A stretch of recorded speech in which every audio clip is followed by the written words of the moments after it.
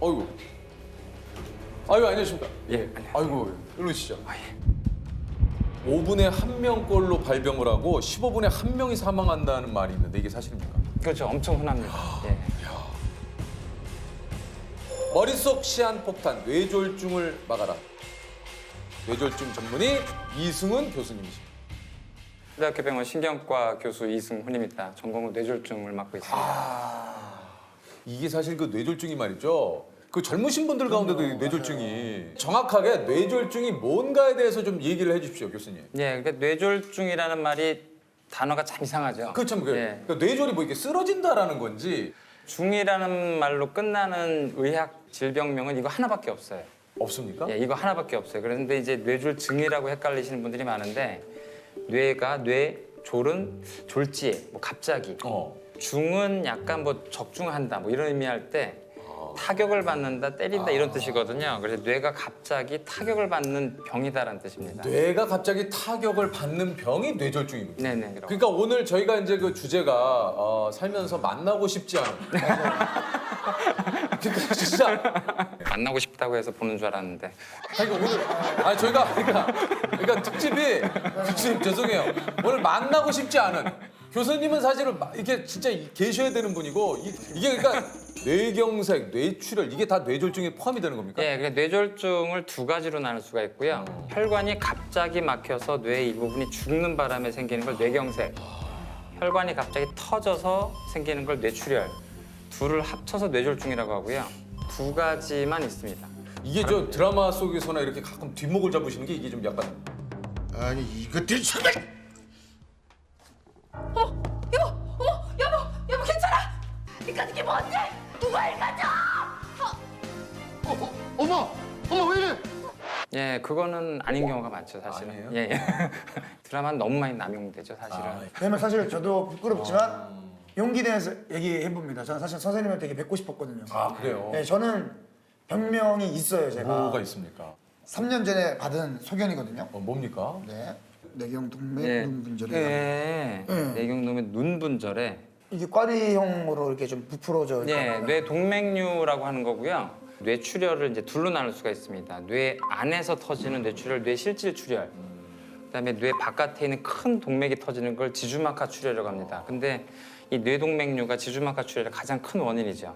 혈관벽이 좀 약해지면서 풍선처럼 이렇게 부풀어 오른 네, 거를 맞아요. 동맥류, 동맥꽈리 그렇게 부릅니다. 네, 근데 맞아요, 그게 맞아요. 이제 부풀어 온 채로 끝나는 게 아니고 나이가 들면서 이렇게 파열될 수가 있는데 평상시 건강검진에서 그게 발견되면 그걸 미리 폐쇄하는 시술이나 수술을 권장하기도 합니다. 너무 무서웠던 게 저한테 뭐라고 얘기를 하시냐면 진짜 진지하게 그러시는 거예요. 지금 조세호 씨가 갑자기 나가서 걷다가 갑자기 쓰러져도 이상하지 않을 병이다 이렇게 말씀을 하시더라고요. 네네.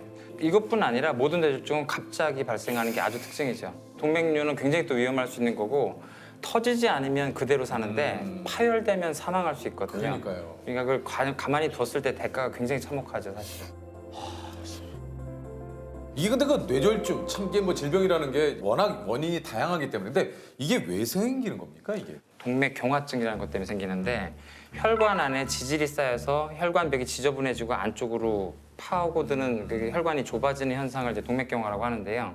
동맥경화도 갑자기 생기는 게 아니라 여러 위험 요인들이 조절되지 않고 몸에 오랫동안 축적될 때 생깁니다. 그 대표적인 요인들이 고혈압, 네. 당뇨, 고지혈증, 담배, 술은 조금 애매하지만 저희들이 환자분들에게 이 5가지를 가장 기본적으로 얘기를 하죠.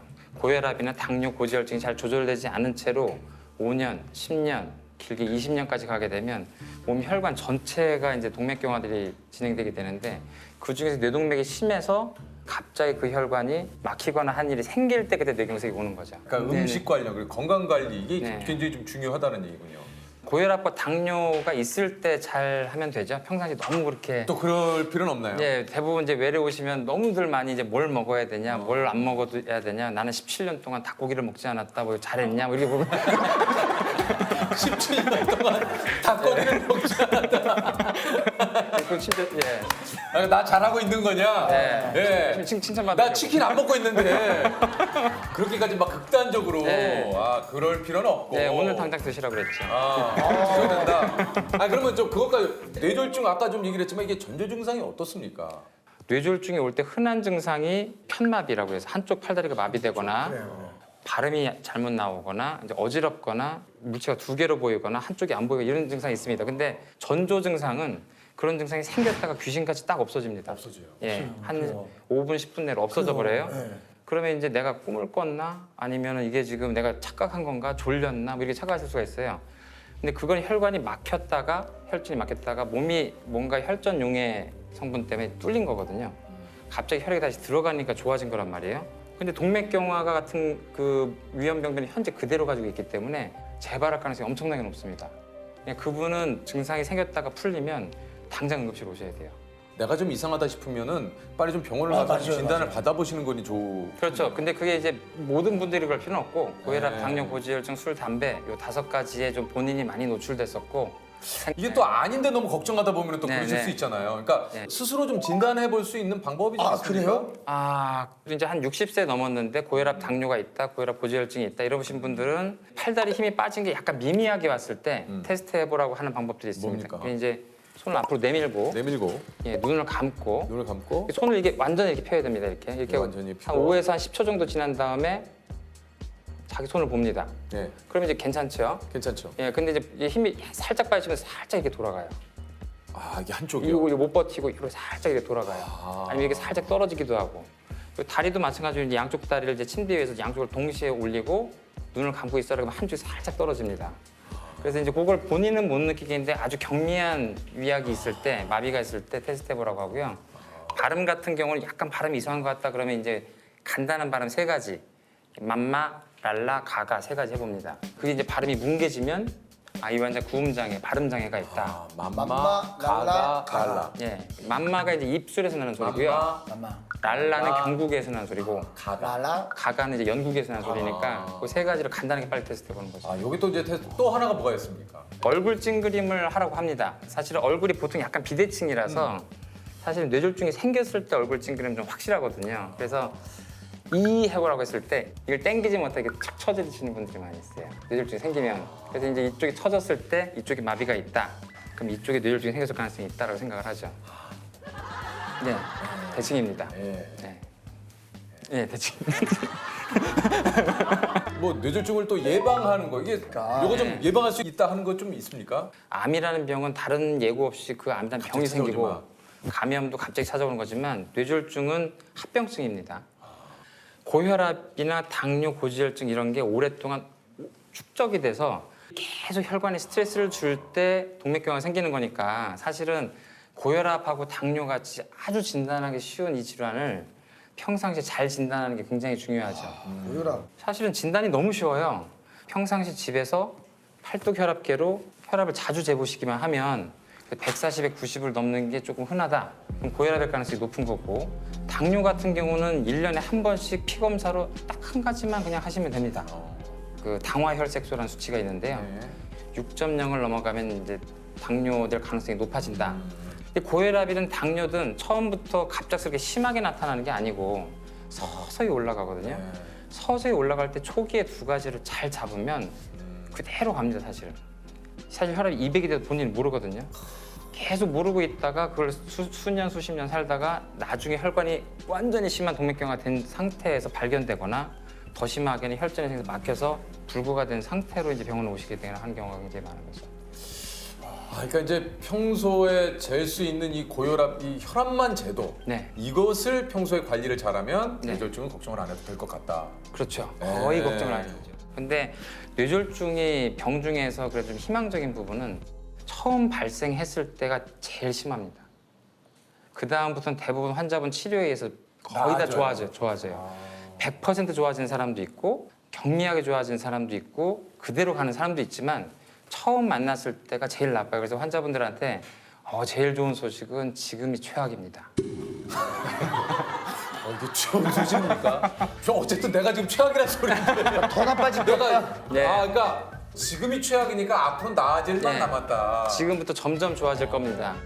많은 환자분들을 또 치료하셨겠지만 좀 기억에 남는 환자분들도 좀 있을 것 같아요. 뇌졸중이 생길 만한 분이 아닌데 이분은 뭔가 몸 안쪽에 그동안 몰랐던 암이 있었을 것 같고 그 암세포에서 나온 성분 때문에 혈전이 생기고 뇌경색이 생긴 것 같다고 짐작이 될 때가 있어요. 처음부터. 암이 있을지 모르니까 이제 암 검사를 해보겠다. 이 해서 보면 이미 4기. 예, 왜냐하면 뇌졸중이라는 합병증이 생길 때까지 암세포가 진행된 경우가 많기 때문에 대부분 말기. 상태가 뇌졸중을 치료하는 게 문제가 아니고 환자분한테 이제 한 달 이내에 돌아가실 가능성이 굉장히 높다. 근데 본인도 그걸 잘 못 받아들이겠고 환자 보호자분들 못 받아들여서 그 치료할 때 뜨거운 가슴도 중요하지만 그 환자분 본인의 삶을 정리할 기회를 박탈하게 돼요. 굉장히 차가운 이성으로 설명을 해줘야 될 때가 있거든요. 그래서 근데 그런 좀 설명을 할 때 이게 참 어제도 어머님은 지금 이미 굉장히 심한 뇌출혈과 뇌경색으로 돌아가실 가능성이 절반 이상이고 앞으로도 좋아진다 하더라도 보호자분을 알아보기 힘들거나 대화가 안 되거나 휠체어에 타게 될 가능성이 높다. 그래도 그런 확실한 예후에 대해서 좋을 때 어떻고 나쁠 때 어떻다 이런 얘기를 듣는 게 보호자분들이 굉장히 속 시원해 하세요. 더 이상 치료를 하지 말고 이제 편안하게 계실 수 있는 것을 많이 이제 안내해 드리려고 처음에 굉장히 강하게 얘기하죠. 근데 이게 사실 이 받아들이기가 참 쉽지가 않을 것 같아요. 특히 가족분들이 사실은 저 같은 경우는 이제 아버지가 백혈병으로 돌아가셨기 때문에 치료를 너무 고집하다가 5개월 동안 투병하시다가 그냥 돌아가셨거든요. 그 당시 이 정도 상태에서는 평균 한 5년 정도 사니까 그 사이에 백혈병이 재발할 거다. 근데 2개월 만에 재발했어요. 제가 그때 전공이 3년 차였는데 빈혈을 내가 진단을 못하다니 눈만 까봐도 되는데 이게 집에서 아버지라고 진찰도 안 한 거예요. 어지럽다는데 괜찮아 이런 거죠. 그러니까 나중에 보고 응급실에서 아버지 눈을 까고 제가 깜짝 놀랐어요. 너무 낮아서 헤모글로빈 수치가 너무 낮아서 굉장히 부끄럽더라고요. 항암 치료하고 조금 관해됐다가 다시 이제 암세포가 나오고 또 암세포가 나오고 이랬던 거였죠. 이제 포기하고 아버지가 이제 삶을 정리할 수 있게 자세히 지금 상황을 설명하고 그때 그래도 아버지랑 대화할 수가 있었거든요. 이제 어머니는 그걸 도저히 받아들이지 못하시고 그러다 보니까 그대로 끌려가서 아버지가 본인 상황도 모른 채로 나중에 혼수 상태가 되고 돌아가셨어요. 병이 악화되는 과정에서 자기가 어떤 상태고 어떻게 악화되고 있는지 제대로 설명을 들어본 적이 없는 거예요. 그럼 아버지는 자기가 좋아지는 줄 알고 웃었다가 이러다가 착각을 하고 돌아가신 거지. 내 몸이니까 내가 결정을 할게. 그 말이라도 스스로 할 수 있게 다 정보를 줘야 되는데 우리가 정보를 다 막은 거죠. 듣지 못하게. 우리가 다 듣고 그리고 우리가 판단해서 얘기를 하고 자기가 가진 병도 끝까지 다 알 권리가 있다고 생각해요, 환자는. 아버지의 그런 병과 관련된 기억은 앞으로 환자를 만날 때 어떻게 해야 되는지에 있어서 굉장히 중요한 교훈을 준 케이스라고 생각해서 항상 곱씹어보죠. 소개를 드릴게요. 34년 만에 태어난 5쌍둥이의 분만을 집도한 우리 대한민국 다태아 분만의 최고 권위자 대병원 산부인과 전종관 교수님이십니다. 아유, 안녕하십니까. 반갑습니다. 네, 안녕하세요. 소개를 좀 해주시죠, 교수님. 저요? 뭐 출생부터 해야 되나요? 출생부터 하시면 저는 대학병원 산부인과에서 상과 일을 하고 있습니다. 이제 쌍태 임신을 제가 많이 받았고요.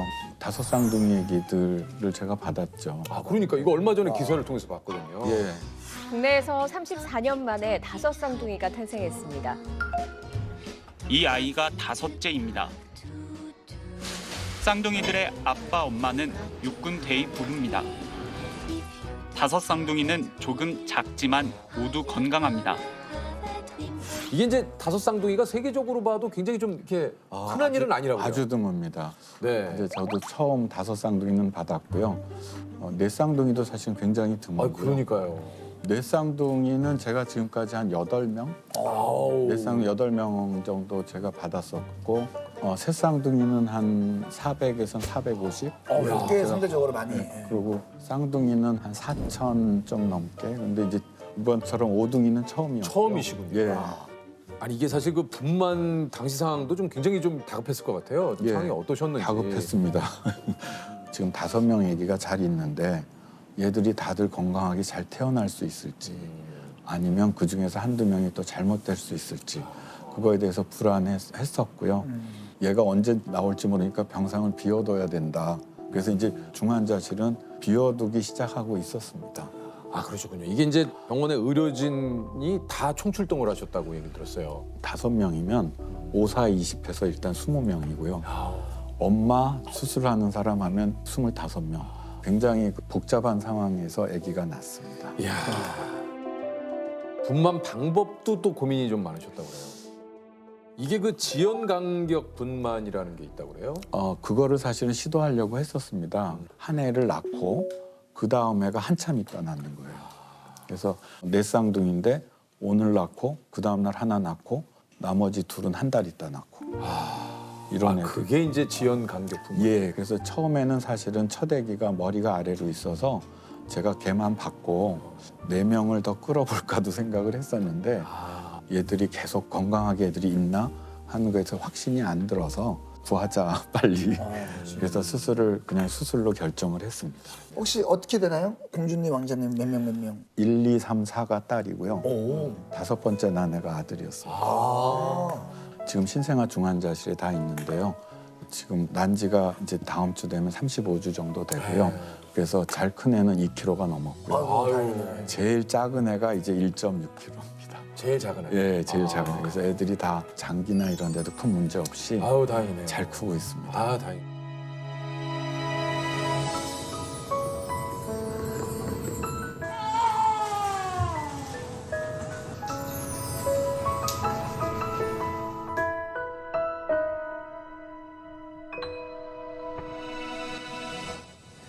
아이고 떴어. 아이고. 아빠. 아 아빠? 거침없이 말아버리네. 오. 아빠 손을 안 놓네.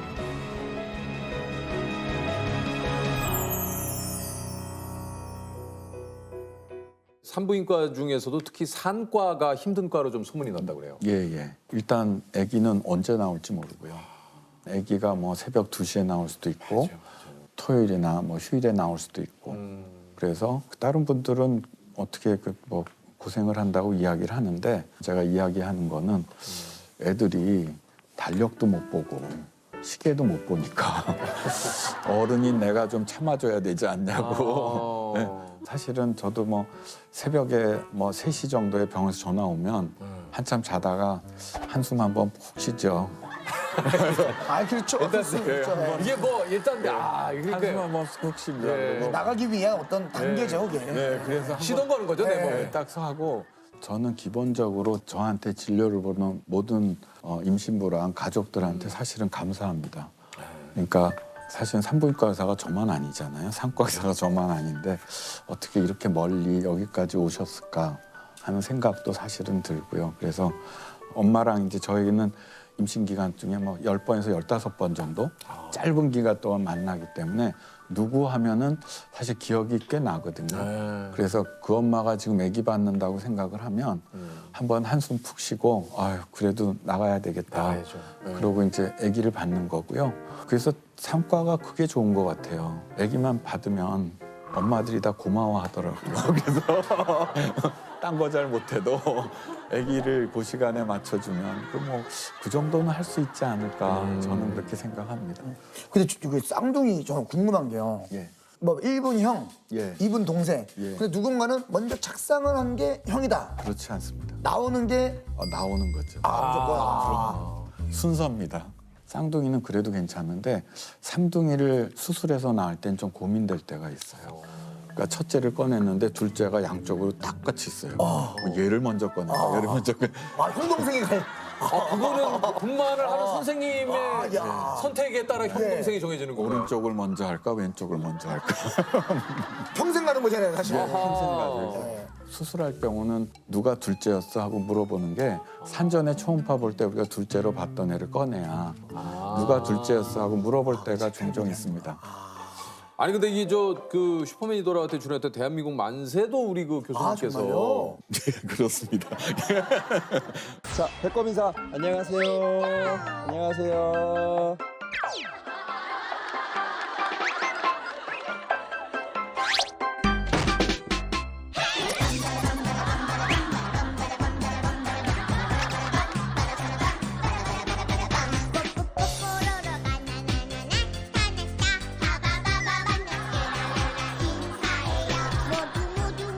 이게 근데 최근에 근황이 공개됐는데 벌써 10살이 됐어요, 우리 삼둥이가. 예, 예.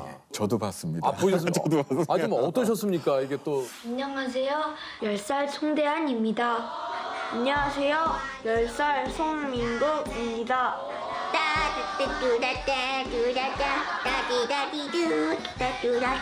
안녕하세요. 성관세 10살 성관세. 안녕하세요. 10살 성관세입니다. 애들이 이제 다 커서 이렇게 하니까 너무 대견하고 네. 그래서 내가 참 산부인과 의사로서 그래도 좋은 일을 하는구나. 그게.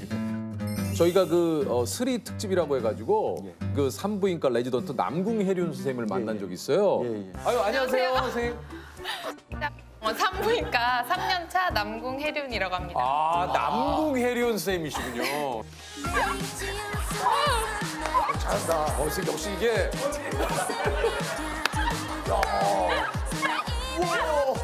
아시는 분이십니까? 잘 알죠. 아, 그러세요? 아주 잘합니다. 예. 그 선생 이번에 이제 레지던트를 마치는데 그 친구가 12월 달에 이제 상과를 돌아서 저랑 매일같이 회진 돌고 그랬습니다. 야, 이제 그 레지던트를 드디어 마치시는구나. 야, 12월 내년 이제 2월 달에 전문의 시험 보죠. 전문의 시험을 이제 예, 봅니까? 예. 안녕하세요, 선생님. 안녕하세요. 안녕하세요. 오랜만에 저희 1년 만에 뵙는 거죠. 결혼식 얘기 진짜 많이 했었는데 임신을 해가지고 제 아기도 교수님이 받아주기를 하셨거든요. 네네네. 그만큼 제가 진짜 존경하고 제일 좋아하는 교수님이에요. 제가 진짜 기억에 남는 일이 있는데 제가 전공이 2년차 때 당직을 서는데 밤사이에 예를 들어서 뭐 분만이 임박한 산모가 오거나 하면은 그걸 이제 교수님한테 알리는 역할을 해요.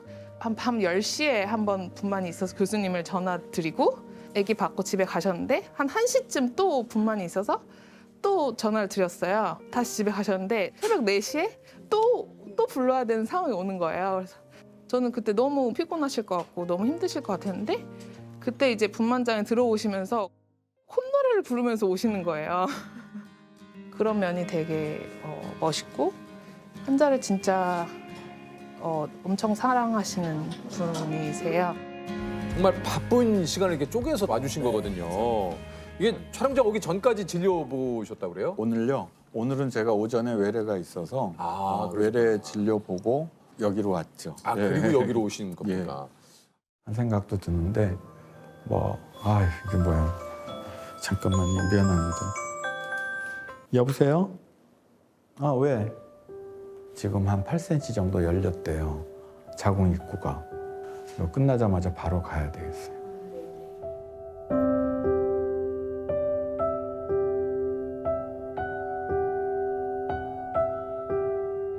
이제 산모분하고 이제 우리 그 의사 선생님하고 서로 그 끈끈한 정이 좀 많이 쌓일 것 같아요. 특히 기억에 남는 뭐 산모분이 혹시 있으신가요? 많죠.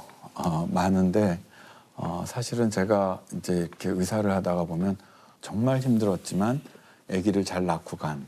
그래서 엄마도 아기도 건강하고 하면은 엄마들한테는 좀 미안하지만 그래도 빨리 잊혀지는 것 같아요. 그런데 엄마가 큰 사고를 당했거나 그런 엄마들은 잊혀지지가 않아요. 아기를 잘 낳고 조금 안 좋긴 했는데 맥박만 좀 빠르고 그래서 CT를 찍으러 CT실에 갔는데 거기서 갑자기 혈압이 정상이 되고 맥박도 정상으로 돌아왔어요. 숨 쉬는 게 불편하지가 않다는 거예요. 그 전까지는 숨이 조금 불편했거든요. 가빴었는데 임신부하고 농담도 했어요. 그래서 엄마 때문에 집에 못 갈 줄 알았는데 갈 수 있겠어 하고 이야기를 했는데 그러고 나서 산모가 30분 있다 사망했어요. 그래서 참 저도 이해가 안 되고 그래서 분만을 접는 의사가 많죠. 그거 직접 겪어보지 않으면 그 얼마나 괴로운지 몰라요. 의사 입장에서도. 그런 일이 생기면 다른 일을 할 수가 없어요. 저는 빚을 갚자고 생각했어요. 그래서 한 명이라도 더 살릴 수 있으면 더 살려야 되겠다 하는 그런 생각으로 다시 시작을 하죠. 그렇지만 잊혀지진 않아요. 제가 죽을 때까지는 아마 기억에 남고 가야죠. 그런 부분들은. 출산 과정에서 정말 기적 같은 일도 일어나는 산모분들도 굉장히 많으시다고 들었어요. 많죠. 예. 쌍둥이인데 17주에 양수가 터졌어요. 아이고야. 그래서 첫째가 양수가 하나도 없어요. 아이고 어떻게 해요?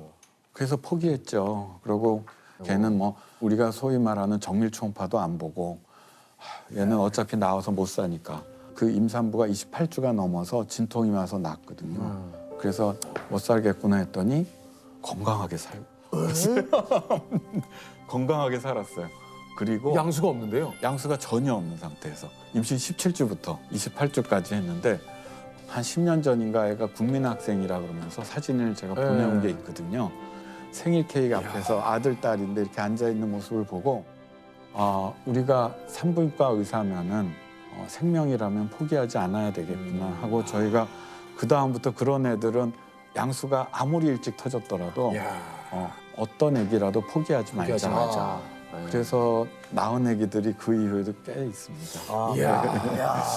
참 진짜 또 임신을 하고 계신 많은 또 산모분들이 계시지 않습니까? 혹시 좀 해주고 싶은 얘기 있으십니까? 임신 과정이라는 것 자체가 굉장히 힘듭니다. 그러니까요, 진짜. 굉장히 맞아요. 힘듭니다. 임신 30주 넘어가면 이렇게 힘드냐 그래요. 그럼 제가 엄마 몰라야지 임신하지. 알고는 못하는 게 임신이라고 그렇게 이야기를 합니다. 배가 수시로 뭉치고 딱딱해지고 빠질 것 같고 또 몸은 왜 이렇게 가려운 건지. 맞아요. 이제 임신한 여성이죠. 여성을 볼 때 많은 사람들이 산모를 보지 않고 아기를 봐요. 이걸 먹으면 아기한테 도움이 될까? 해로울까? 그런데 많은 경우에 제가 이야기를 들어보면 근거가 없어요. 그러니까 대표적인 것 중에서 하나가 뭐 안정이에요. 그래서 아무것도 하지 말라 그래요. 제가 보면 제일 안 좋은 게 딱 그거예요. 그래요. 단태하거나 쌍태하거나 삼태하거나 사태하거나 안정 빼고 다 해도 된다 그러거든요. 그러니까 근데 오히려 그 좀 안정을 하라는 그러니까요. 게 이제 보통 제 생각에도 좀 이렇게 편안한 곳에서 이렇게 좀 있어야 되지 않을까. 그게 독이에요. 산모들이 많이 이야기하는 오해 중에서 하나가 안정기라는 게 있어요. 그러니까요. 뭐 임신 12주까지 안정기라고 안정기에. 그러는데 뱃속에서 잘못되는 전체를 보면 임신 12주까지 잘못된 애들이 80%예요. 12주부터 40주까지 잘못된 애들이 20%예요. 그러니까 12주까지 유산되는 애들이 많은 건 맞아요. 네. 그렇지만 유산되래가 유산되는 거예요. 그러니까 엄마가 누워 있더라도 유산되래는 되고 정말 매일같이 돌아다녀도 유산 안 되래는 안 되는 거예요. 그렇기 정해져 때문에 있는 거기 때문에. 유산이 많이 되는 거는 맞지만 그 시기를 안정해야 되는 시기는 아닌 거예요. 안정을 하면 나쁜 게 첫째, 몸이 나빠져요. 한 2주만 안정을 하면 근육이 빠져요. 네네네. 그래서 말랑말랑해져요. 근데 임신부들은 원래 혈전증의 위험이 높아요. 그런데 안정을 하면 혈전증의 위험이 높아져요. 그다음에 셋째, 삶의 질이 너무 떨어져요. 아니 임신부의 삶의 질을 왜 관심을 안 갖는 거예요? 임신부는 임신을 했기 때문에 누워 있어야 된다. 누워 있다고 조산이나 유산에 아무런 도움이 되지 않아요. 그럼 누구를 위해서 안정을 하는 거죠? 산모분들께 또 태교를 권하지 않는다고 그러세요? 근거가 없습니다. 그러니까 태교를 했을 때 정말 애들이 좋아지는지 그것에 대한 구체적인 증거가 없습니다. 그러니까 막연한 이야기죠. 또 하나 중요한 이유가 하나 있는데 일하는 여성들, 태교를 할 시간이 없는 여성들 그런 여성들은 죄책감까지 갖게 돼요. 그 다음에 더 큰 문제는 아기가에서 이상이 생겼을 때 임신부가 태교를 못해서 생긴 거 아니냐 이런 식의 이야기를 할 수 있다는 거죠. 그게 아무런 과학적 근거가 없는 상태에서 엄마는 자기 일을 잘하면 그거로서 충분합니다. 엄마가 가정주부로서 그 일을 아니면 그 직장을 아기를 다니신다면 그럼 직장에 어떤- 다니시면서 그렇죠. 그러니까 얘기하시는 가점관 얘기하는 거예요. 가점관. 췌장암에 맞서 환자들에게 희망을 불어넣어주는 연세대학 프랑스병원 간담체외과 강창무 교수님이십니다. 아유 안녕하세요. 반갑습니다. 프랑스병원 간담체외과 강창무입니다. 교수님은 왜 여기 간담체외과를 선택을 했습니까? 이 간담체 하면 이제 많은 사람들이 잘 생소롭게 생각하는데 예. 실은 이제 음식을 이제 먹으면 입에서 이제 식도로 내려가고 그다음에 위가 있잖아요. 위가죠. 그다음에 십이지장이 있고 그다음에 소장이 있고 이제 대장이 있고 이제 응가를 하게 됩니다. 네네네네. 근데 이제 가만 보면 거기에 음식물이 지나가는 길에는 간담체가 없어요. 그죠? 없잖아요. 그렇죠. 없잖아요. 네, 맞아요, 맞아요. 여기 보면 제가 음식물이 내려가는 길이면 조세호 씨가 간이 되는 거죠. 간이 담즙이라는 소화제를 만들면 저한테 주는 거예요. 이렇게 주고. 여기 췌장이라면 췌장이 하는 일이 소화제를 만드는 이제 소화 기능도 네. 있지만 당뇨를 조절하는 기능도 있어요. 특수한 기능을 하는데 그래서 이제 음식물을 먹으면 이렇게 소화가 돼서 이렇게 되는 그런 장기가 되는 거죠. 특히 저 이제 췌장외과를 이제 주로 많이 하는데 그 중에서도 췌장이라는 게 음식물이 곧장 지나가는 길은 아니지만 음식물 소화를 도와주는 장기잖아요. 네. 그래서 그런 장기처럼 또 누군가의 많은 도움을 더 주지 않을까 이런 생각에 그 어린 마음에 췌장외과를 한번 시도를 했던 것 같아요. 요게 좀 초기 진단이 상당히 그러니까요. 어렵다고 얘기 네네네. 들었거든요. 근데 왜 그러냐면 위암이나 뭐 대장암 뭐 이런 경우에 따라 또 다를 수 있지만 그래도 대부분은 음식물이 지나가는 길들이잖아요. 네네. 그러니까 대장 내시경, 위 내시경 이런 걸로 이제 검진으로 이제 발견할 수 확인되죠. 있는데 네. 췌장이라는 장기는 이 음식물이 지나가는 길이 아니고 그 우리 몸 깊숙한 곳에 있기 때문에 이게 발견이 어려운 것 같아요. 네. 이게 그 췌장 여기 어디 뒤쪽에 있다고? 여기 있어요, 여기. 아 여기 있어요? 네, 네. 그래서 어. 위를 들치면 네. 이렇게 기다랗게 누워 있는데 증상이 생기더라도 그 췌장 주변에 우리 몸으로 가는 중요한 혈관들이 있거든요. 되게 많이 밀접해 있어요. 그래서 아주 작은 혹이더라도 그 혈관에 침범을 하면 수술 못하는 경우가 있고, 그러니까 그렇구나. 그런 경우가 많죠. 그래서 수술할 수 있는 경우가 1기 아니면 2기인데 진단 당시에 수술할 수 있는 경우가 한 15에서 20%. 그거밖에 안 돼요. 그러니까 이미 늦은 상태에서 그렇죠. 그러한 그러니까 해부학적- 수술할 수 있는 경우도 그거밖에 그렇죠. 안 됩니다. 해부학적인 그 특성상 그렇게 되는 것 같고요. 그다음에 수술하지 못하는 경우가 이제 3, 4기 이런 경우가 이제 대부분을 차지하게 되는 그런 이게 좀 생존율도 굉장히 좀 낮다고 얘기를 들었는데 맞습니까? 세계적으로 아직 해결되지 못한 암 중에 하나고 그리고 또 췌장이 이렇게 되게 물컹물컹하고 잘 꼬매도 잘 안 나요. 잘 덧난다 그러나요? 아 그래요? 그래서 수술을 하고 나면 반드시 이제 우리가 생존율 향상을 위해서는 항암 치료를 반드시 해야 되는데 수술을 했는데 환자가 잘 안 낫고 탈나고 하게 되면 회복이 잘 안 되겠죠, 그죠? 그렇겠죠. 그래서 과거에는 한 60년대만 해도 췌장암은 절대로 수술하지 마라, 뭐 이럴 얘기가 나올 정도로 왜냐 회복이 안 되니까 이렇게 했는데 최근에는 이제 많은 이제 의학 지식이라든지 해부학적 지식 그다음에 수술 후 관리법 이런 것들이 많이 발전하면서 이제 환자들이 이제 회복을 이제 많이 하게 됩니다. 그렇군요. 이게 혹시 췌장암에 걸리게 되는 원인이 이게 있습니까? 이게 췌장암은 나이가 들수록 이제 많이 발생하는 암이라고 알려져 그렇군요. 있어요. 그래서 그다음에 남자가 좀 약간 여자분에 비해서 약간 좀 암에 걸릴 확률이 좀 췌장암에 걸릴 그런 위험성이 약간 높다고 혈액형 있죠, 혈액형 네. 이런 것들도 O형에 비해서 A형이 뭐 1.3배, AB형이 1.5배, B형이 1.7배. B형이 제일 높네요. 뭐 그런 식으로 돼. 제 B형. 근데 제가 이런 얘기하면 이제 이 혈액형 이제 따져서 이제 저도 지금 B형이다 이거 어쩌면 이렇게 그렇죠. 아 근데 아니고. 이게 이제 그쵸. 본이 이렇게 하는 거기 때문에 이제 거기에- 그런 이제 통계적인 거지 뭐. 기름진 식사, 맞아요. 그래요. 그다음에 과다한 육류 섭취, 흡연, 잦은 과음. 이게 췌장암을 혹시 내 스스로 좀 이렇게 자가 진단. 뭐 자가 진단을 좀 해볼 수 있는 방법이 있을까? 어느 날 이상하게 뭐지? 이 통증은 뭐지? 이런 느낌이 있어요. 처음 느끼는 통증. 그렇게 아프진 않는데 인생에서 처음 느끼는 기분 안 좋은 통증들이잖아요. 기분 안 좋은 통증. 네. 그게 반복이 된다든지 특별한 일을 안 했는데 몸무게가 갑자기 확 빠지는 거예요. 뭐 6개월 이내 뭐 10% 정도 빠진 가만히 있는데도 불구하고. 다이어트를 했는데 그 효과가 너무 급속하게 나오는 분들. 내가 생각했던 것보다 훨씬 네네네. 더 할 때. 네. 거기에 하나 더 추가를 한다면 황달이 있었어요. 그러니까요, 이게 이제 왜냐면 황달이.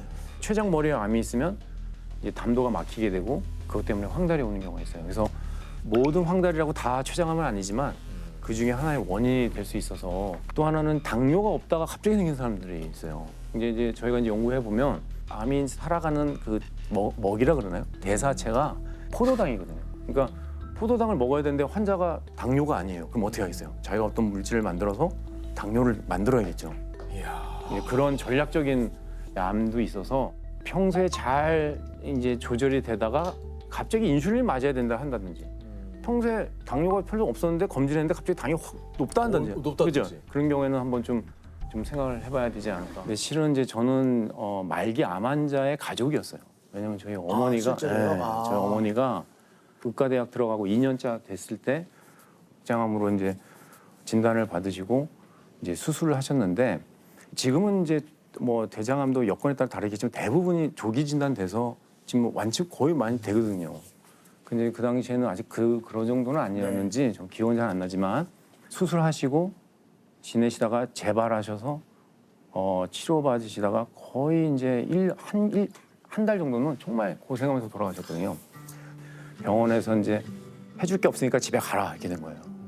말기 암 환자 저희는 또 의사 선생님 말씀 잘 들으니까 집에 오셔서 이제 왔는데 되게 많이 힘들어하셨던 것 같아요. 그러니까 저는 이제 되게 좀 철이 없었죠 그때 뭐 집에 학교에서 공부하고 뭐 친구들 만나고 하느라고 엄마가 암인가 보다 이렇게 생각하고 그럼 돌아가시는 건가 이제 그 생각만 하고 지냈던 것 같아요. 제 생각에는 그 같이 있을 수 있었던 2년이라는 시간이 기억이 안 나요. 우리 엄마가. 그래서 제가 참 그런 암 환자의 가족으로서 느꼈던 마음들 이런 것들이 진료 현장에서 뭐 나오는 게 아닌가 생각이 들어요. 그런 일이 있으셨군요. 어머니가 마지막에는 힘들었던 게 정말 통증이 되게 심하셨어요. 대장암 말기 환자 막 뼈에까지 전이가 돼서 그래서 그 통증이 많이 심하셨었는데 그때 이제 진통제 하나 못 드렸다는 게 저는 너무 좀 속상하다고 하나요. 그래서 우리 환자들 이렇게 회진 돌다 보면 제가 제일 감정이입되는 게 뭐 그런 거예요. 환자가 저 어제 아파서 하루 종일 밤새 잠을 못 잤으면 이런 얘기 나오잖아요. 그러면 우리 어머니가 탁 생각나면서 너무 뭐 이렇게 좀 뭐랄까 미운 거예요. 우리 전공의 선생님이 그거 진통제 하나 주면 그 되는 거를 왜 그랬는지 그래서 일단은 뭐 지금 그 안쪽에서 저절로 낫게끔 지금 조치하고 있으니까. 교수님 어떠세요? 좀 어떠세요? 많이 아프세요?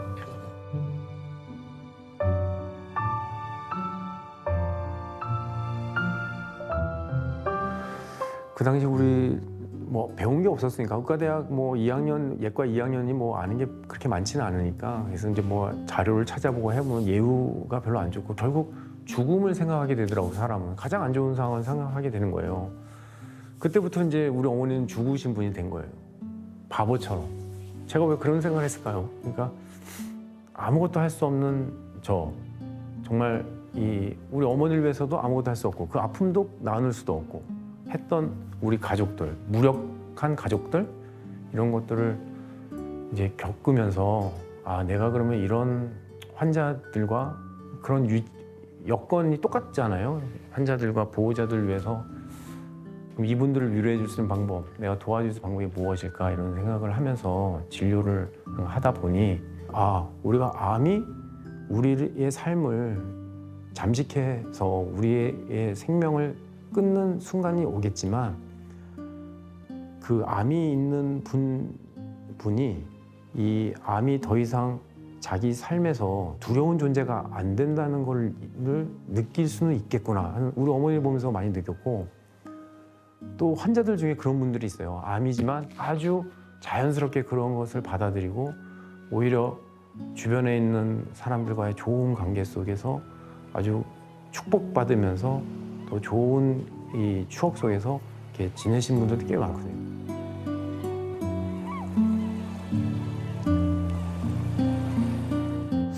이게 내 생각이 아예 틀린 건 아니겠구나. 이런 것들은 실은 교과서에는 없는 내용이잖아요. 우리 어머니가 저한테 가르쳐준 교훈이라고 저는 생각을 하고 있어요. 그래서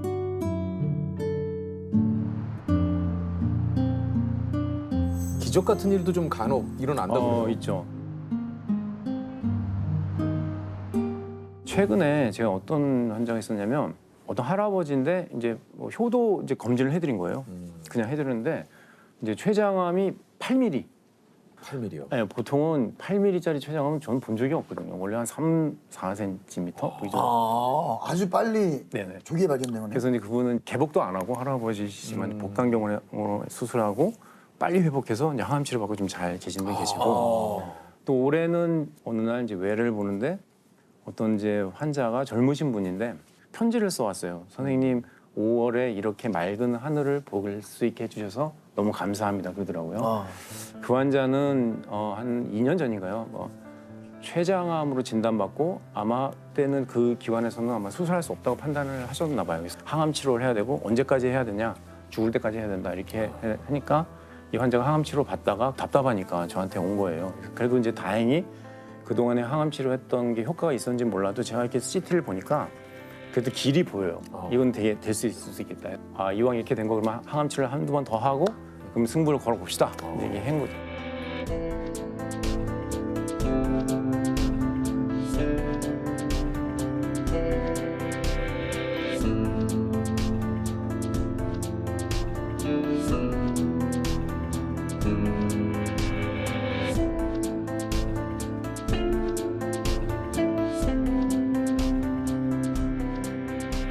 다행히 이제 그 환자는 이제 완전한 절제가 됐고 지금 잘 회복해서 항암 치료가 되고 살고 계신 분이 있고요. 지금까지 이게 발전해온 모습들이 있잖아요. 그건 절대로 무시를 못하거든요. 그래서 그 중에 하나가 과거에는 이제 개복을 해서 수술했잖아요. 그러니까 뭐 이렇게 크게 째서 했는데 최근에는 그 어려운 수술도 이제 개복하지 않고 복강경이나 이제 로봇을 이용해서 구멍 좀 몇 개만 뚫어가지고 이렇게 수술을 하고 회복을 하기 때문에 환자들이 훨씬 더 이제 좀 잘 치료의 수능도가 높아지는 것 같고 회복도 좀 빠르고. 네네네 그렇게 되고 신기하게도 마취를 하고 깼는데 자기 몸에 상처가 별로 없는 거예요.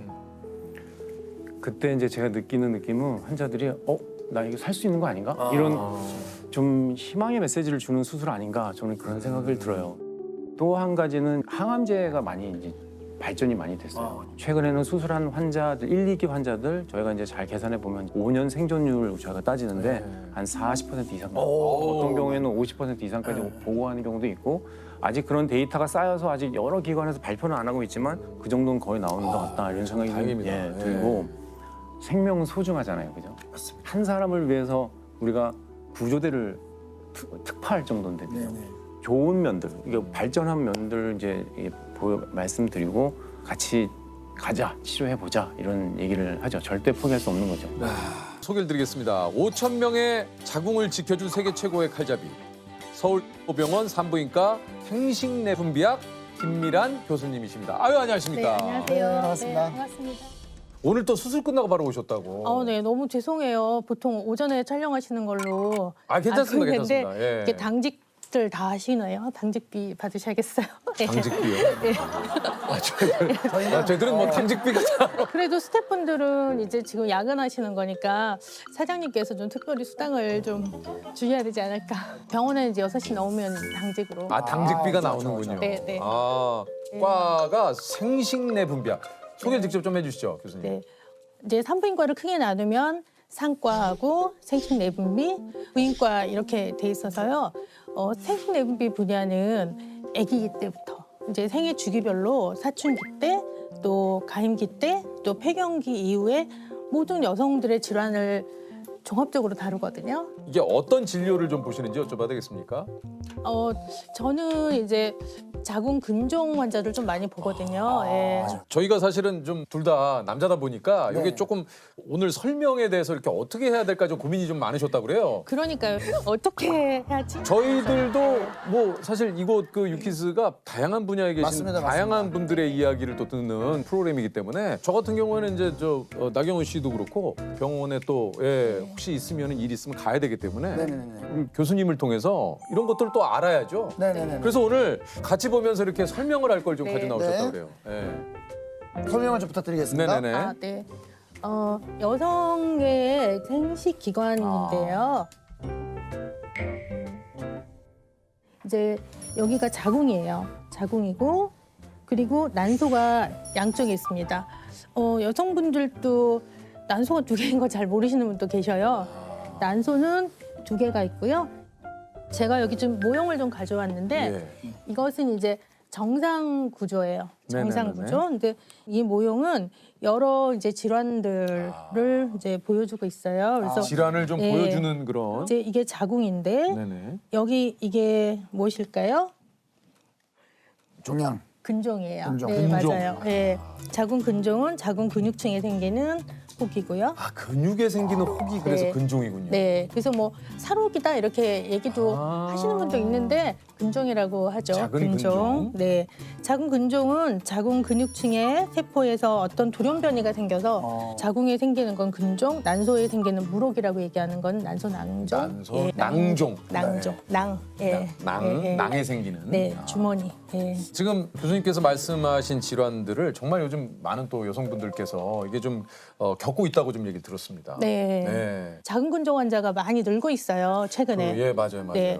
요즘은 이제 초경이 좀 빨라져서 여성 호르몬에 대한 노출이 조금 일찍부터 시작되는 것 같고 또 이제 많은 여성들이 또 일하고 하다 보니까 이제 결혼도 좀 늦게 하고 출산도 늦게 하고 그래서 출산하려고 봤을 때 아니면은 결혼하기 위해서 혼전 검사를 갔는데 뭐 근종이 큰 게 있다 이렇게 진단받으시면 굉장히 놀라시죠. 그렇겠죠.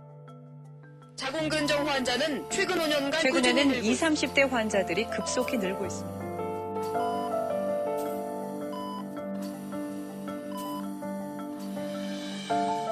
문제는 별 증상이 없을 수 있어요. 증상이 없는 경우가 근종 같은 경우 한 50% 정도 되거든요. 아, 그렇습니까? 네. 증상이 없어요. 없이 그냥 똥배가 나왔다 그렇게 얘기를 하시면서 그런데 이제 그게 큰 근종이 이제 만져지는 정도면 꽤 큰 거죠. 이게 저 어떤 증상들이 조금 있습니까, 보통?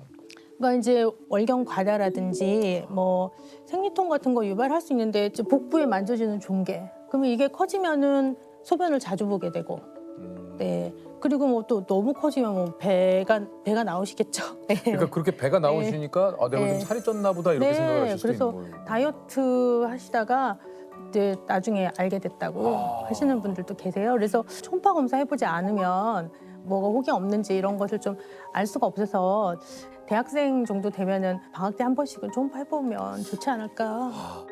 이런 질환이라든가 이런 것들을 모르고 그냥 지나가게 되면 어떻게 되는 건지 또. 예. 이게 또 난임의 원인이 되거든요. 네. 생리도 엄청나게 양이 많으시고요. 제 환자분들 중에 나는 생리 많은 것은 내가 그냥 참겠다 그러시는 분도 계시는데 빈혈이 굉장히 심해지죠.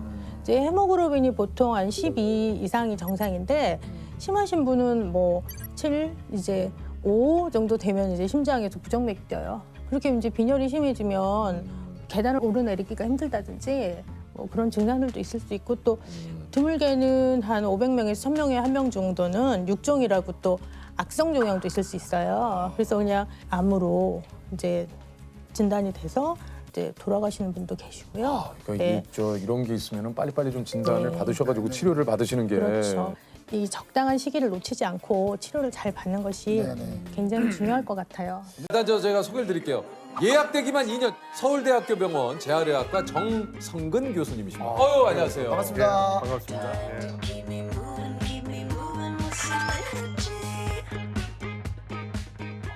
교수님께서 그 척추 관련 인터넷 카페에서 일명 척추의 신으로. 야, 척신. 뭐 인터넷에 신이 많아요.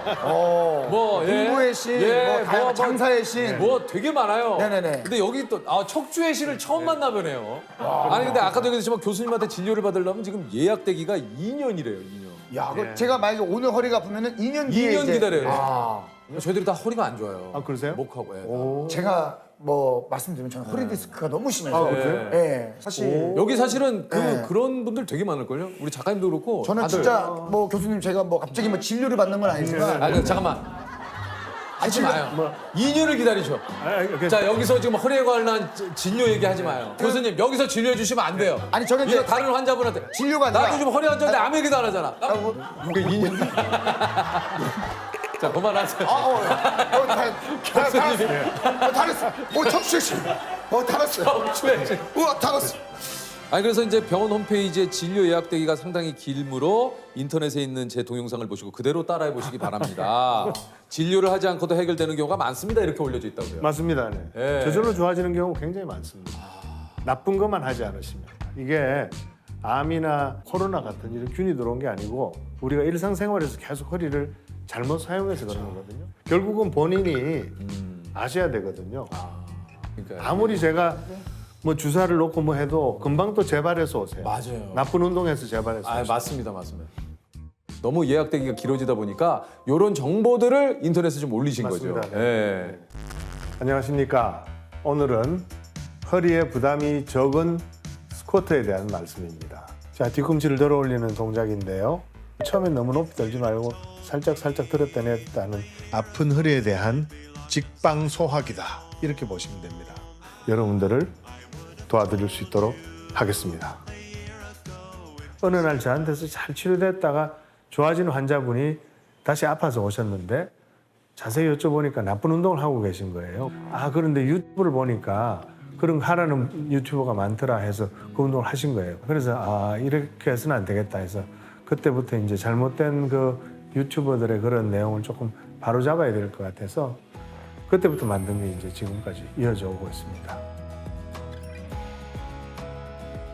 아니 근데 이게 저 허리 디스크는 이게 뭐 여러 가지 요인이 있겠습니다. 네네네. 보통 왜 생기는 건지. 많은 분들이 잘 모르고 계시는 게 있는데요. 네네. 제일 중요한 게 유전입니다. 유전. 유전이에요. 유전. 그 일란성 쌍둥이 중에 남자 쌍둥이 150쌍 정도 모아가지고 형은 육체 노동을 많이 하고 동생은 그냥 이렇게. 네. 그런 두 명의 이 허리 쓰는 게 완전히 다른 쌍둥이만 150쌍을 모았어요. 그러고 나서 MRI를 찍어봤더니 몸을 쓰는 거하고 별로 상관없이 쌍둥이란 이유만으로 디스크의 퇴행이 비슷하게 가더라. 유전이 한 60% 정도 되고요. 무거운 걸 들거나 아니면 가벼운 거라도 계속 반복해서 들 때 나쁜 자세로 오래 앉아 계신다. 근데 이게 참 그게 참 요즘 또 이제 스마트폰 보고 네. 뭐 컴퓨터를 보신다든가 노트북 이게 자세가. 컴퓨터 이렇게 하시고 예. 사실 목 디스크 생기는 가장 큰 이유가 스마트폰이라고 저는 봅니다. 왜냐하면 2010년, 11년 되면서 목 디스크 환자분들이 확 늘었어요. 한 20% 이상 늘었습니다. 스마트폰의 보급과 동시에. 그래서 제가 아주 지하철에 갈 때마다 아주 깜짝깜짝 놀랍니다. 왜요? 학생들 다 이러고 있으니까. 그러면은 지하철에 타더라도 예. 휴대폰을 이렇게 보면 좋습니까? 이렇게. 그렇죠. 예. 더 높이시면 더 좋습니다. 지하철 손잡이에 갖다 대고 오시면. 근데 이걸 언제까지 들고 있을 수 있을까요? 이러고 있다가 서 계시는 분하고 눈이 마주칠 수 있잖아요. 그럴 수도 있고. 근데 이제 목을 위해서는 좀 약간 최대한. 그러면 그거는 좀 알려줄 수 네. 있을까요? 지금 이제 시청하고 계신 자기님들께 네네. 지금 살짝 스트레칭할 수 있는 법. 자기 전에 그냥 살짝. 목에 가장 좋은 스트레칭은요. 네. 사실은 뭐 이런 스트레칭은 오히려 목 디스크에 많이 하죠. 해롭습니다. 안 좋아요? 저는 추천하지 않습니다. 매일이요. 왜 매일 이거 하는데? 목이 안 좋아갖고 이거 매일 하는. 그래서 여기 계속 뻐근하신 거 아닙니까? 여기 뻐근하시죠? 네. 이 윗등에 곰 한 마리 올라간 것 같아요. 네. 그러시죠? 목 디스크 내부가 찢어지면 그렇게 아프세요. 여기 사람 한 사람이 올라가 있다. 좀 더 심하면 곰 한 마리가 올라가 있다. 이렇게. 이렇게. 예. 이 허리를 먼저 꼿꼿이 하시고요. 견갑골을 뒤에 붙여서 허리를 꼿꼿이 하고 견갑골을 뒤에 붙이고 턱을 살짝 치켜들면서 위를 쳐다봅니다. 이때 목 주변이 아픈 건 좋은 겁니다. 그래요? 찢어진 디스크가 붓는 통증입니다. 목 주변이 아프면. 근데 아픈데요? 이때 팔이 막 저리잖아요. 네. 그건 좋지 않습니다. 저린데. 팔이 저리세요? 네. 그러면 팔이 저리기 직전까지만 가세요. 가다가 팔이만 가세요. 가다가 팔이 저리면 죄송한데 그 언더티 좀 입으면 안 돼요? 여름이라 이거 셔츠도 얇아졌는데 그거. 제가 이것 때문에 등이 굽었어요. 이게 숨기려고. 그러세요? 하도 뭐 하는 거예요? 죄송합니다. 이러고 다녀요. 그거 좀 완치가 어렵습니까 디스크는요? 이게 어떻습니까? 뭐 수술을 받는 경우도 있고 뭐 시술을 받는 경우도 있고 뭐 네네. 다양한 경우가 있는데. 완치란 게 이제 찢어졌던 디스크가 완전히 붙어서 옛날로 돌아간다. 는 불가능합니다. 그럼 불가능합니다. 네. 그런데 저만큼 많이 아픈 분을 좀 뵙기 힘들 정도로 저도 많이 아팠는데 그렇게 극도로 아픈 통증을 한 5년, 6년 가지고 있다가 하나도 안 아프게 되는 게 완치라고 하면 완치가 됩니다. 근데 이게 또 운동을 하면 허리 근력을 좀 강화를 한다. 저도 그 얘기 들었어요. 저도 좀 운동을 그래서 좀 시작을 한 거거든요. 네. 네. 그게 바로 완치가 안 되는 원인이실 수 있습니다. 잘못된 운동을 하시기 때문에. 그렇군요. 허리 그 디스크가 손상이 되기 전에는 운동을 하면 할수록 허리가 튼튼해지는데요. 한번 손상이 와서 상처가 생긴 사람은 원래 찢어지기 전보다는 약하니까 세게 운동을 하면 뭐 윗몸 일으키기를 한다든지 내가 허리를 튼튼하게 만들어서 안 아프게 하겠다고 하는 순간 그 운동을 하면 할수록 디스크는 점점 찢어집니다. 그게 언제 나타나냐 하면요. 아침에 눈을 딱 떴을 때 허리는 하나도 안 아픈 게 제일 좋은 겁니다. 그래야 그 허리가 낫습니다. 잠자는 동안에 디스크가 붙으니까. 근데 아침에 일어날 때마다 허리가 아프시다는 것은 아주 안 좋은 징조입니다. 오늘 그래서 오늘 그 잘못된 스트레칭부터 이렇게 조금 그 허리에 좋은 운동 교수님께서 조금 오늘 저희들에게 좀 알려주시라고. 진짜요? 제일 흔히 네. 그 잘못된 운동을 가르치는 게 뭔가 하면요. 아이고. 누워서 무릎을 세운 다음에 이 등으로 바닥을 누르라는 이런 운동이 있습니다. 이게 절대로 나쁜 겁니다. 이게 정말 많은 분들이 이거 하고 계세요. 이게 이제 이렇게 한 상태에서 이렇게 올리고 허리를 이렇게 바닥에 조금 바닥을 붙여라. 예. 복근에 힘이 약간 들어가면서. 약간 들어가네요. 복근에 힘이. 예, 이거 나쁜 겁니다. 이거 안 이거 좋습니까? 아주 나쁜 겁니다. 두 번째는요. 예. 이런 거 많이 하세요. 이 다리 잡아 당겨. 예, 이거. 저 이거 예전에 많이 했거든요. 이거 아주 선생님. 나쁜 겁니다. 이거 그 허리 아플 때 이거 운동 많이 하고 나면 시원한데요. 예. 그 시원한 거는 이제 근육이 좀 풀려서 시원해지는데 그게 한 20분 정도 지속됩니다. 그러고는 디스크 찢어진 통증은 다음날 아침에 오는 거죠. 그래서 아침에 아프신 거예요. 진짜 선생님 그 말씀을 듣고 보니까 제가 이게 허리가 안 좋다 보니까 늘상 이런 운동들 이렇게 좀 이런 거 이거 2배로 안 좋은 운동입니다. 그러니까 다음날 이거에 2배로 안 좋은 다음날 말씀하신 대로 선생님 이거 하고 나면은 뻐근하시죠? 아침에 막 허리가 너무 아파가지고 절대로 하지 마십시오. 4배로 나쁜 운동. 뭐예요 선생님? 이렇게 해가지고 이거 우리 많이 하는 건데 이거 4배로 나쁩니다. 절대로 하지 마십시오. 그래요? 이거 보통 이거 많이 허리에 이거 많이 저는 강도가 와가지고 목에 칼을 들이대도 절대로 하지 않습니다. 정말입니다. 나쁜 운동입니다. 이건요? 이렇게 누워서 다 하잖아요. 그것도 사실은 추천하지 않습니다. 이게 이제 허리나 이게 그 지금 척추 쪽이 그 건강하신 분들은 이건 뭐 굉장히 좋은 상관없죠. 운동이에요. 상관없어요. 네. 근데 다만 이제 척추 쪽에 사실 뭔가 좀 통증이 있으신 분들은 저희가 지금 알고 있는 저도 지금 교수님한테 처음 들었어요. 이게 좀 허리 안 좋다라는 거. 그러면 중요한 거는 이제 그러면 어떤 운동이 도대체 이게 허리 회복에 좀 좋은 운동인지를 알아야 됩니다. 예를 들면 이렇게 하는 거죠. 이렇게 엎드려서 이제 좋은 운동이죠. 좋은 운동이죠. 엎드려서 이제 양손을 야구바트 잡듯이 이렇게 잡아가지고는 네. 턱 밑 벽에고는 코로 숨을 크게 들이십니다. 네네. 그다음에 입으로 숨을 천천히 내쉬는데요. 이거 할 때 제 허리를 한번 보시면 네네. 숨을 들이쉬면 제가 허리가 올라갔다가 숨을 내쉴 때 천천히 내려가면서 이 요추점만 C자 곡선이 만들어집니다. 이게 가장 좀 허리에 C자를 만들 수 있는. 그렇죠. 이게 이렇게 해서 이렇게 해서 코로 숨을 깊이 들이쉽니다. 빨리.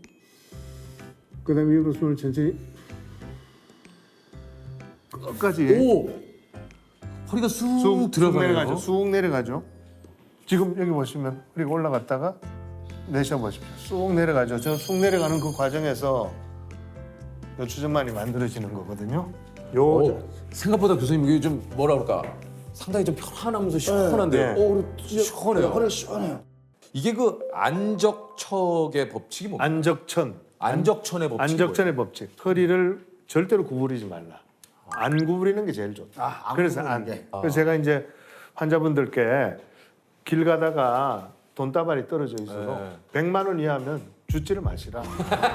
정말 오히려 진료비가 더 들어가니까. 100만 원이 하면 주지를 마시라고. 그렇지만 사실 저는 500원짜리도 줍습니다. 그럼 뭐예요? 그러니까 뭐 만 원짜리 하나라도 주어야 되지 않겠습니까? 네, 당연하죠. 그러니까 어쩔 수 없이 주어야 될 때는 적게 구부리고 그다음에 천천히 구부리시라. 예를 들면 뭐 돈이 떨어지는 건 아니지만 어떤 식으로 이제 교수님이 추천하는 자세는 그러니까 어떻게 뭐 주셔야 됩니까? 여기 바닥에 물건이 떨어져 있을 때 이렇게 주면 허리가 많이 구부러지겠죠? 그렇죠. 그때 디스크 쪽이 쭉 찢어집니다. 잘 붙어 들어가던 게 찢어져 버립니다. 그러니까 이렇게 한 1.5초 정도만 찢어집니다. 그렇기 때문에 이런 거 주울 때도 이렇게.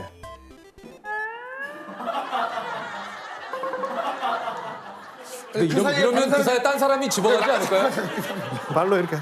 밟고. 그러니까 좀 약간 이렇게 런지하는 자세처럼. 런지 자세. 이렇게 해서. 안 아픈 분은 하셔도 됩니다. 우리가 이제 허리를 구부리는 스트레칭은 굉장히 좋은 운동인데 그 운동 능력을 향상시키는 데 좋습니다. 허리가 잘 구부러지면 류현진 선수 같으면 구속이 훨씬 빨라지죠. 그렇죠. 손흥민 선수가 공을 찰 때 허리가 많이 구부러져 유연해야 잘 차게 되는데 그게 아픈 허리를 낫게 하느냐는 절대로 아닙니다. 혹시 뭐 수영은 도움이 됩니까? 수영은 예를 들어서 허리 아프고 좋아진 분이 저한테 수영해도 되냐고 물어보습니다. 네. 그러면 원래 수영을 잘하셨습니까? 아니면 새로 배우셔야 됩니까? 이렇게 물어봅니다. 새로 배우시는 분은 안 됩니다. 수영 처음 배울 때 물에 빠지지 않으려고 막 온몸에 힘을 쓰잖아요. 맞아요. 그때 디스크가 찢어집니다. 그렇구나. 원래 잘하셨던 분이라면 당연히 하셔도 됩니다. 수영 중에 그 저병만 빼놓고 하십시오. 저병은 허리를 많이 쓰기 때문에 저병 많이 해서 또 터져서 오신 분도 있어요. 몰랐어요. 네. 그래서 이게 방향이 완전히 다른 거죠. 그러니까 지금 교수님이 얘기하시는 거는 지금 혹시 이제 허리 통증이 있거나 아픈 분들한테 허리가 좋지 않으실 때는 사실 평소에 이런 생활 습관, 돈을 떨어졌을 때도 그렇게 허리에 무리를 주지 않는 동작으로 그러니까 이런 노력들을 해야 허리가 좋아진다. 맞습니다. 네. 그 교수님 그래서 평소에 어떤 운동을 좀 하십니까? 제가 이제 이렇게 말씀드리죠. 오래 살려면은 유산소 운동을 많이 하시고 멋지게 살려면 근력 운동을 하시라. 근력 운동하면 일단 자세가 바로 됩니다. 근력 운동 하기 전이랑 후랑 자세가 달라지고요. 암도 예방이 되고 치매도 예방되고 좋은 게 많은데 걷고 뛰는 게 이게 척추에 굉장히 좋습니다. 걷고 뛰는 그 땅을 치는 그 충격이 허리 디스크에 이렇게 전달돼 가지고요. 디스크 주변에 줄기세포들이 있어요. 걔네들이 그 충격을 받으면 막 활성화돼 가지고 디스크 안으로 막 들어가는 그런 동물 실험 결과가 있습니다. 아 그렇습니까? 네. 한참 아플 때는 이게 절대로 낫지 않을 것 같고 평생 떨어지지 않을 것 같은 통증이라고 생각하시는데 절대로 그렇지 않습니다. 손에 난 상처가 시간이 지나면 저절로 붙듯이 허리 디스크에 난 상처가 시간이 지나면 흉터로 바뀌면서 붙어 들어가기 때문입니다. 사람마다 걸리는 기간은 다르나 그 목표를 가지고 나쁜 것만 안 하시면 좋아지십니다. 끝까지 한번 잘 통증 없는 그날까지 또 근육 부자 되는 그날까지 열심히 한번 해보시기 바랍니다. 짠내 잡는 싱겁게 먹기의 대부 싱겁게 먹기 실천 연구의 설립자 김성권 선생님이십니다. 안녕하세요. 반갑습니다. 안녕하세요.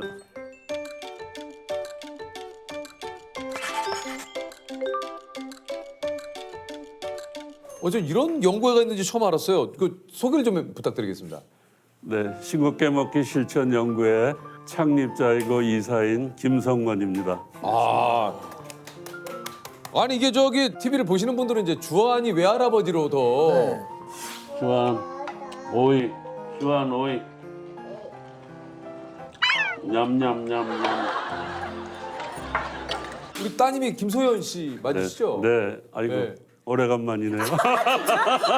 오래간만에 보세요? 아니 우리 하루 지나면 오래간만이라 그래요.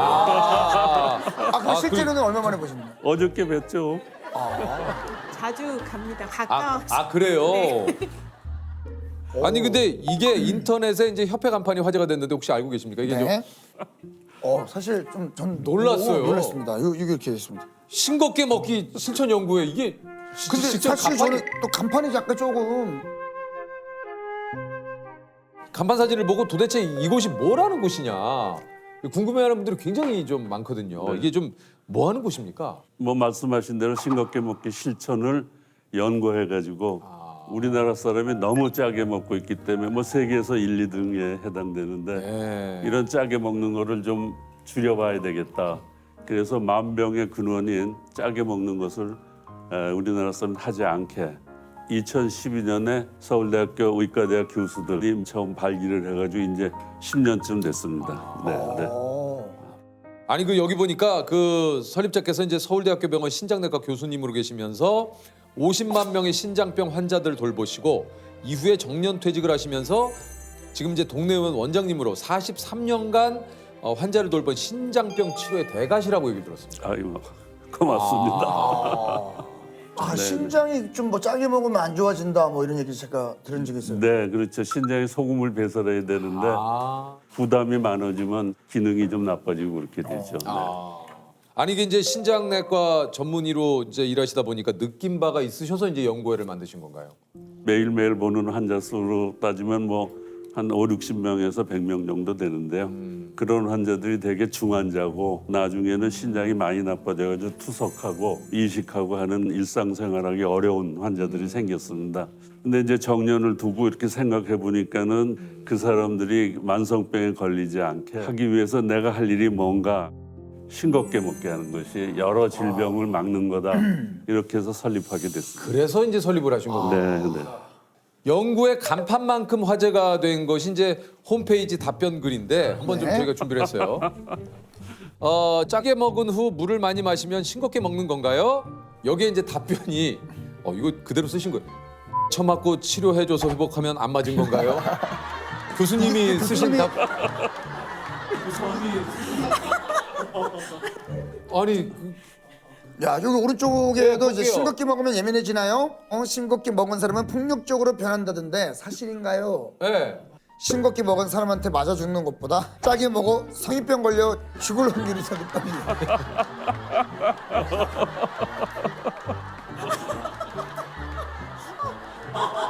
교수님이 쓰신 답.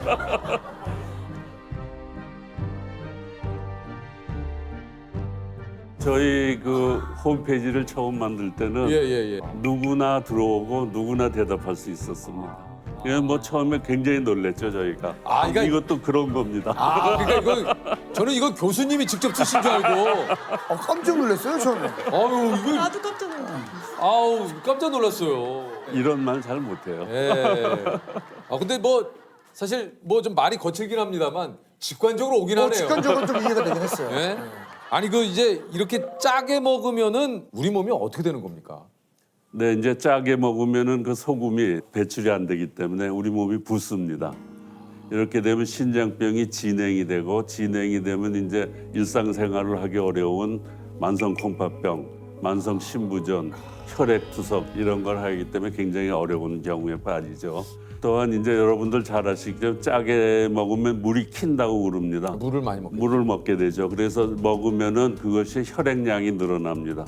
혈액량이 늘어나면 혈압이 올라가게 됩니다. 그래서 고혈압이 발생하고 심근경색이라든지 뇌졸중이라든지 이런 것이 발생하게 되고 암이 걸릴 가능성도 많습니다. 암이요? 네, 위암, 네, 유방암도 걸릴 확률이 굉장히 많습니다. 그래서 요새 우리나라에서는 면역 기능 약화를 걱정해서 약제들을 많이 드시는데 싱겁게 드시면 면역 기능이 많이 좋아집니다. 면역 기능을 위해서라도. 사실 저도 예전에는 굉장히 좀 짜게 먹어서 나경원 씨가 이제 저하고 이제 결혼해서 놀란 게 제가 이제 막 설렁탕 같은데 소금을 굉장히 많이 쳐먹었거든요. 그거를 보고 나경원 씨가 되게 많이 놀래가지고 아니 소금을 왜 이렇게 많이 쳐서 먹느냐고. 근데 아니 쳐먹는 게 아니라 좀 말이 조금 소금을 왜 이렇게 많이 넣어 먹느냐. 예, 넣어로 바꿀게요. 왜 넣어 먹느냐 그래서 아니 이렇게 해야 맛이 나지. 내가 소금을 그렇게 많이 넣어서 먹는 걸 제 스스로 자각을 좀 못했거든요. 제가 지금 이제 설렁탕 같은데 소금을 안 넣어 먹어요.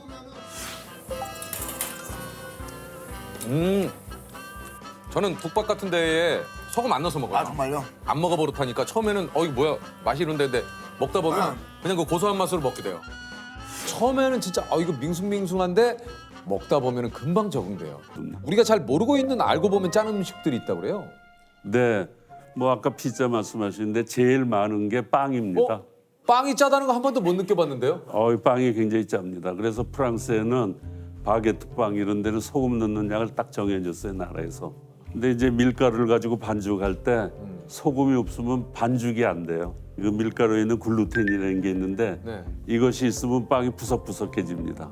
그래서 그 소금을 넣어가지고 그거를 야들야들하게 만들어줘야 빵이 맛있고 크로상 같이 되고 우리가 먹는 고소하고 보드라운 그 느낌이 내려면은 식빵 같은 아주 보드럽고 굉장히 짠 거죠. 그래서 빵이 굉장히 짭니다. 이거 또 뭐가 있습니까? 빵 말고? 그다음에 이제 많은 사람들이 일식집에 가면 초밥이 나와요. 네네네. 그건 아무것도 안 들은 것 같죠. 그거 아무것도 안 들었죠. 거기다 소금, 설탕, 식초를 넣고 밥을 넣어서 버무립니다. 그래가지고 한 주먹 집어서 초밥을 만드는데 그게 굉장히 짜죠. 이게 뭐 치킨도 사실은 또 이제 염분이 튀길 때 또 소금 넣고 그게 다 소금입니다. 그렇게 이제 소금을 먹으니까 이제 그 물이 키잖아요. 네. 근데 맹물을 먹으면 맛이 없으니까 맥주 한 잔 딱, 맥주. 500cc 한 잔 딱 하면은 거기에 이제 맞아가지고 우리나라 사람이 제일 좋아하는 치맥이죠. 근데 그거 진짜 위험한 거죠. 저 가끔 가다가 아시는 분들 중에 치킨 시키면 나오는 그 무 있어요. 그 무 국물을 드시는 분들 아 있어요. 야 이거 국물 시원하다. 있어요. 국물 시원하다. 있어요. 이거 정말. 예, 정말 안 좋은 거죠. 아 지금 몇몇 분이 그 좀 염분에 관한 교수님 얘기를 듣다가 중간쯤 아유 난 못하겠다. 나는 맛있는 거 먹고 행복하게 살란다. 네, 분명히 계세요 지금. 그럼 교수님 평소에 어떤 걸 좀 주로? 지금은 저는 뭐 야채를 제일 좋아합니다. 오늘도 뭐 예를 들어 가지고 그 아침에 토마토, 그다음에 참외 하나, 아스파라거스 하나, 우유 한 잔 정도 먹고 계란 하나, 커피 한 잔, 요게 다지 아침. 근데 뭐 그래서 배고프면 찰떡 하나 이렇게. 아니 그 소연 씨에게 여쭤보고 싶은데 그러면은 싱겁게 먹기 운동 회장님이시니까 네네. 댁에서도 좀 싱겁게 드시나요? 굉장히 싱겁게 원래부터 드시는 편이었고 그래가지고 저희 아들이 이제 아무래도 많이 조기 교육이 잘 돼서 오죽하면 이제 뭐를 먹고 싶냐 할 때 아이들은 보통 치킨이라고 그러는데 저는 영양통닭을 먹겠습니다 이렇게 말할 정도로 담백한. 네네 다 이미 다 완벽히 마스터를 했습니다. 이런 얘기 해도 될지 모르지만은 술 고래였으니까는요. 항상 차려놓고 한식, 술도 많이 먹고 또 2차 가서도 먹고 그러면서 뭐 혈압이 생기고 당뇨도 생기고 그래가지고 고생 많이 했죠. 환갑 들면서부터 이제 많이 노력해가지고 지금 그때 비하면 한 15kg 정도 빠졌습니다. 그때 이제 이렇게 보면은 내 몸무게가 얼마고 혈압이 얼마고 당뇨 수치가 얼마고 소금 농도도 재고 이렇게 해가지고 여기 이제 한 달치예요. 한 달치에 그래서 1일 날부터 31일까지 그래서 여기 빼곡하게 그 데이터들이 아주 많습니다. 뭐 나름대로 열심히 한 거죠. 뭐 이런 건 잘못했다 뭐 이런 식으로 표시하고 이렇게 해서 이게 제 수첩에 가지고 다니는 수첩입니다. 소금에 중독이 돼 있는지 안 돼 있는지를 알아보기 위한 테스트가 좀 있는데 요게 좀 5가지 테스트가 좀 있다고 그래요. 첫 번째, 찌개나 국이 없으면 밥을 못 먹는다. 전 아니에요. 저도 아닙니다. 지금은 전 아니에요. 현재는. 자, 두 번째, 간을 보지도 않고 설탕에 소금 간하고 고기에 쌈장부터 찍는다. 저는 진짜 무조건 고기는 쌈장을 찍죠.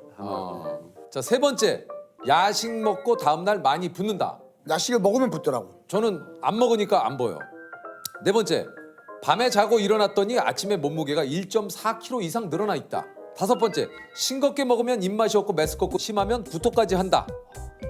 이 중에 한 몇 가지 정도 돼야 소금 중독이? 우선 2가지만 해도 그렇습니다. 아, 저 2가지인데. 네. 아니 근데 이게 우리가 왜 이렇게 짠맛에 중독이 되는 건지 한번 여쭤봐도 됩니까? 콜라, 사탕 이런 걸 먹으면 뇌에서 인지하는데 한 20분 걸립니다. 그러나 이제 짠맛이 들어가면 1분도 안 걸리게 혀에서부터 그 뇌까지 고속도로를 놨어요.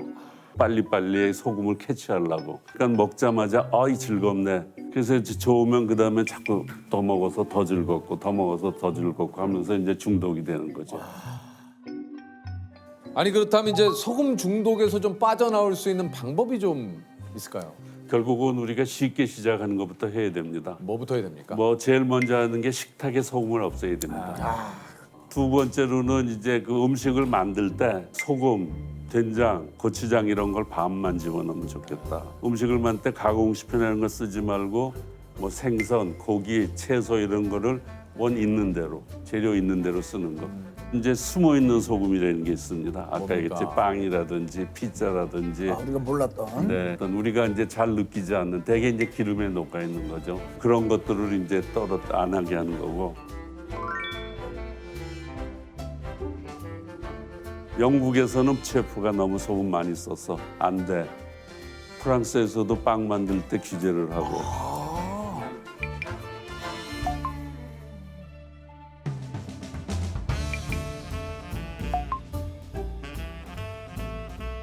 왜냐하면 건강을 위해서.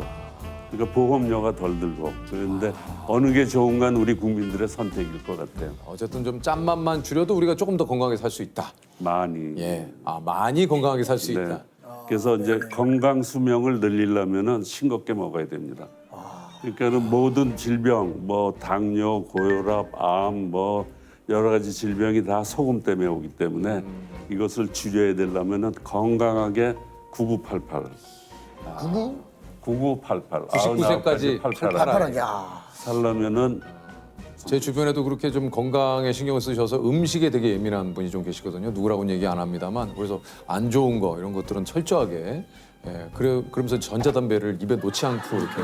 누군지 알 것 같습니다. 왠지 전 잘 모르겠어요. 수학이 발달해지고 예, 누구라고는 얘기 안 합니다만 저는 그게 좀 특이해요. 눈물이 많으시고. 예, 건강에 눈물찔찔이죠. 눈물이 더 많으시고. 예, 눈물찔찔이. 어우, 이렇게. 내가 정말 상상을 못한 일이 벌어졌네. 눈물이 없는 사람인데 나 진짜 오랜만에 눈물 흘려. 이 짜게 먹는 분들한테 제가 꼭 위로를 드리고 싶은 말이 있는데 나는 싱겁게 먹으려고 그래도 하루 3끼 사 먹는 사람들이 어떻게 싱겁게 먹습니까?